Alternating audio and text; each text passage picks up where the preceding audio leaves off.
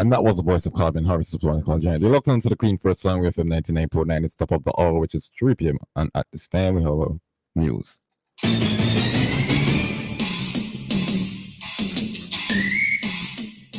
Good afternoon and welcome to WEFM's 3 p.m. news. I'm your presenter, Nerissa Sandy, with the details. On the local scene, an awards ceremony for participants in a content creators workshop hosted by the Ministry of Tourism was held on Monday, April 17 at the NIS conference room. The Digital Content Creators Workshop ran from April 4th to the 12th at the Grenadines House. The workshop focused on vlogging, notably traveling vlogging, that should be travel vlogging, a tourist research method which influences both international and domestic tourists on what they can do and where they may go ahead of their travel plans. A wide variety of topics were covered during the workshop, such as types of vlogs that can be created, how, as creators, they can brand themselves and their content, digital marketing, including content marketing and social media marketing. Participants were also involved in practical exercises where they created their own content. Still on the local scene, Prime Minister Dr. Ralph Gonsalves has defended the labeling of crime as a public health issue. Speaking at the opening of the second day of the regional symposium, Violence as a Public Health Issue, the CARICOM Challenge, Prime Minister Gonsalves said other leaders made it clear that crime is a multifaceted matter requiring a total society approach, but at this time the public health dimension is being highlighted. We hear more from Prime Minister Gonsalves. So to the extent that anyone conceives that there is any tension between a public health approach and the command and control approach, for instance, there is nothing wrong if there are tensions.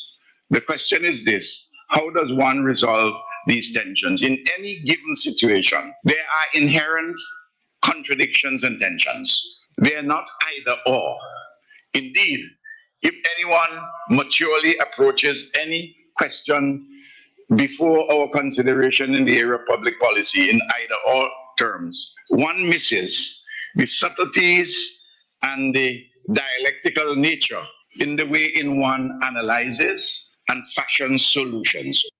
That was Prime Minister Dr. Ralph Gonsalves. Prime Minister Gonsalves' comments came on the heels of criticism from Kamla Persad-Bissessor, Trinidad and Tobago's opposition leader, of crime being labeled a public health matter. Work on the Marriott Hotel at Montwin is expected to commence on June or July of 2023.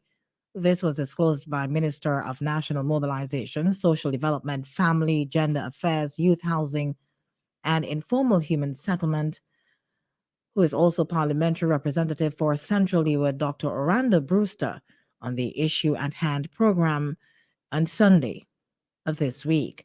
We hear more from Minister Brewster. The Mountain Marriott is supposed to start some preliminary work, I think, in July of this year, July of this year.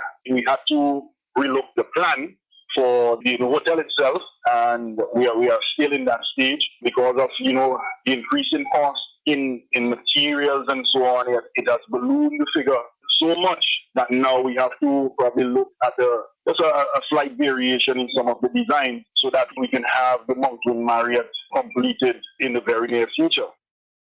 That was Minister of National Mobilization, Social Development, Family, Gender Affairs, Dr. Orlando Brewster, speaking on WEFM's Issue at Hand program. In September of 2019, the SVG government signed an agreement with Marriott International to manage the state-owned 250-room hotel to be constructed at Montwin on the western coast of the island. In the region, Caribbean heads have decided to ban the use of assault weapons in the civilian populations of their respective nations. Trinidad and Tobago's Prime Minister, Dr. Keith Rowley, made the announcement on Tuesday of this week while delivering closing remarks at the regional symposium, Violence as a Public Health Issue, the Crime Challenge. Dr. Rowley said CARICOM leaders also intend to write to the United States President Joe Biden and his administration for a greater effort in preventing the manufacturers of these killing machines and projectiles from having the profit-making outcome that is killing people and destroying the society.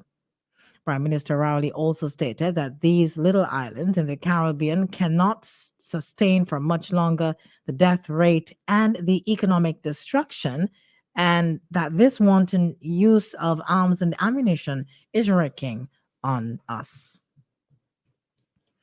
On the international scene now, liquor license holders, still in the Caribbean, liquor license holders have been warned that they will soon face the brunt of Guyana's law enforcement if they continue to flout provisions of the Intoxicating Liquor Licensing Amendment Act 2022. The warning comes from Attorney General Anil Nandlal as he expressed the government's outrage about the carnage that has taken place on Guyana's roadways recently as a result of drunk drivers. Guyana's AG said in a statement that an appeal is hereby made to such bar owners to play their part in the promotion of the public good and the preservation of a safe society free from drunken driving. License owners are obliged to prevent any person who is drunk, violent, quarrelsome, or disorderly from entering their premises. Any license owner who fails to adhere to their obligations face a fine of some 100,000 Guyanese dollars for the first offense and 200,000 Guyanese dollars for the second offense. And on the international scene, a competition encouraging children to kill as many cats as possible has been cancelled following a backlash. A prize of £124 was on offer for the youngster who managed to shoot the most feral felines in New Zealand. But critics of the North Canterbury hunting competition feared household pets could end up being targeted because children wouldn't know the difference. Feral cats are regarded as pests in New Zealand, but critics of the contest fear that children would not be able to distinguish them from household pets. There were fears that this would mean house cats would be unintentionally killed. On Tuesday, the New Zealand Society for the Prevention of Cruelty to Animals said it was relieved that the children's category, which involved shooting feral cats, would not go ahead. And this brings us to the end of WEFM's 3 o'clock news. Our next newscast will come your way at 5:30 this afternoon with